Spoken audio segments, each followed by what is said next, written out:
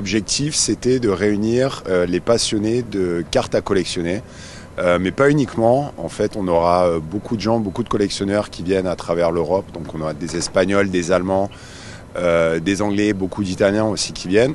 Mais aussi l'objectif pour nous, c'est de mettre le pied à l'étrier pour ceux qui ne connaissent pas vraiment cet univers, donc qu'ils soient jeunes ou un peu moins jeunes.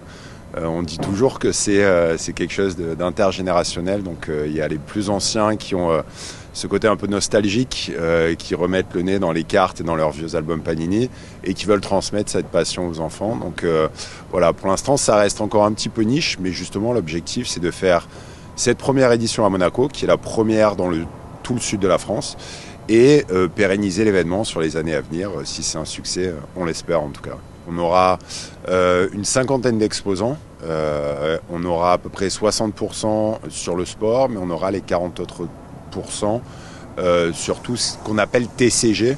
Donc c'est tout ce qui est Pokémon, Magic, mais il y aura également des cartes de l'univers Marvel, Disney, enfin il y aura un peu de tout. Nous, encore une fois, on espère pouvoir satisfaire tout le monde, s'y mettre le pied au chaud et qui trouvent leur bonheur cette journée-là. Moi, j'ai repris la collection, comme beaucoup de monde, pendant le Covid. On est tous à la maison, on s'ennuyait et j'ai commencé un peu à chercher des hobbies. Et je me suis retrouvé sur des collections de cartes de foot, de sport.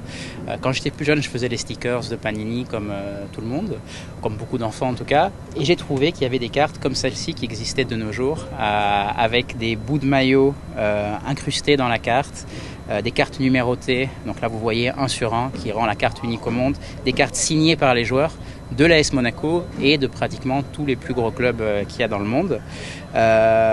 Il y a aussi des cartes gradées, donc vous pouvez envoyer vos cartes pour les faire évaluer par des compagnies de grading qui sont soit en France, soit aux États-Unis. Elles reviennent avec une carte gradée sur 10. Donc ça, c'est la carte rookie de Michael Jordan en 1993. C'est vraiment sa toute première carte. Donc celle-là est gradée 4,5. Pour faire le grading, il se base sur la surface de la carte, le centrage de la carte, les bords et les corners, les coins de la carte. Voilà, ce sont des cartes de chez Panini ou chez Topps, Upper Deck, il y a plein de fabricants. Et Panini notamment qui est sponsor du Monaco Card Show qui aura lieu le 13 septembre au Grimaldi Forum.